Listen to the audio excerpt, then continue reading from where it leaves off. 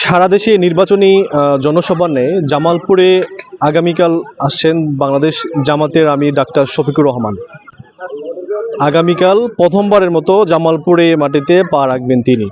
এছাড়া জানিয়ে রাখি দর্শক, দীর্ঘ 2 যুগ পর জামালপুরে কিন্তু জামাতে ইসলামের একটি প্রকাশ্যে জনসভা হতে যাচ্ছে। তো এই জনসভাকে কেন্দ্র করে স্থানীয় যে বাংলাদেশ জামাত ইসলামের নেতা কর্মীরা রয়েছে তাদের মাঝে কিন্তু ব্যাপক উৎসাহ উদ্দীপনা বিরাজ করছে।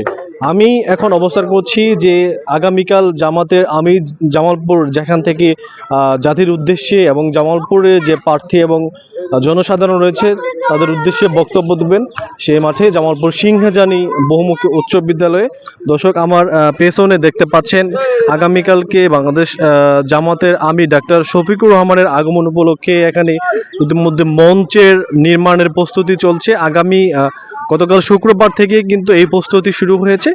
আজ শনিবার সন্ধ্যার মধ্যে কিন্তু এই যে মঞ্চ সহ আনুষাঙ্গিক যে প্রস্তুতি রয়েছে সেটা শেষ হবে।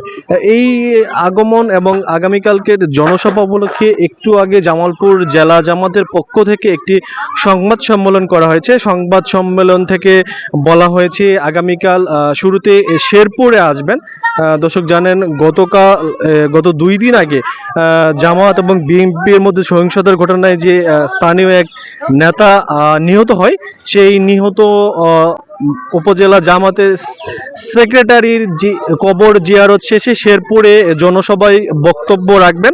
বক্তব্য রাখা শেষে জামালপুরি যে সিংহজানি উচ্চ বিদ্যালয়, এখানে দুপুর 12টার দিকে কিন্তু তার এখানে উপস্থিত হয়ে প্রধান অতিথির বক্তব্য রাখার কথা রয়েছে। এছাড়া তিনি 12টার দিকে আসলেও এখানে জামালপুরে যে স্থানীয় নেতা কর্মীরা রয়েছে বাংলাদেশ জামাত ইসলামী, তারা কিন্তু ভোর সকাল থেকেই এখানে জড়ো হয়ে তাদের রাজনৈতিক নানান বক্তব্য দিবেন।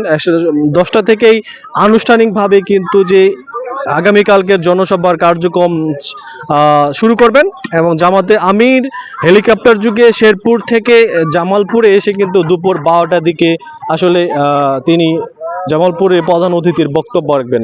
এছাড়া এই জামাত ইসলামী সহ 11 দলের যে জোট শরিকরা আছে তারা নেতা কর্মীরাও কিন্তু উপস্থিত থাকবেন। দর্শক, আমি এখন সার্বিক পরিস্থিতি নিয়ে কথা বলবো জেলা জামাতের সেক্রেটারি অ্যাডভোকেট আব্দুল আওয়ালের সাথে, জানার চেষ্টা করবো এই অনুষ্ঠানের সার্বিক বিষয় নিয়ে।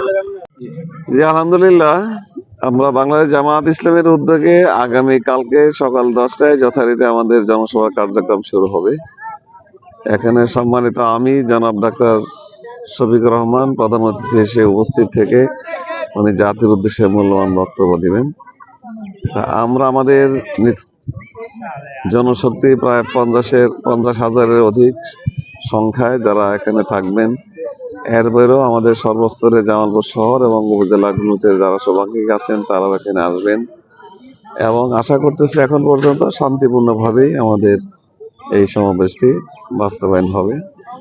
আমরা এই সমাবেশের একটি নতুন মাত্রা যোগ করেছি, যেখানে এই প্রথমবারের মতো আমাদের বোনেরা অংশগ্রহণ করার, উপস্থিত থাকার একটা ব্যবস্থাপনা আমাদের আছে।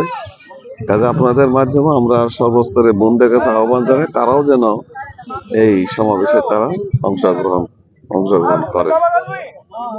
জানিয়ে রাখি, জামালপুর 7টি উপজেলা নিয়ে গঠিত যে 5টি সংসদীয় আসন রয়েছে, এই আসনে কোথাও কিন্তু অন্য দলে প্রার্থী নেই। 5টি আসনে কিন্তু যে 11 দলীয় জোট, সেখানে কিন্তু আসলে যে 5টি আসনে জামাতে প্রার্থী দেওয়া হয়েছে।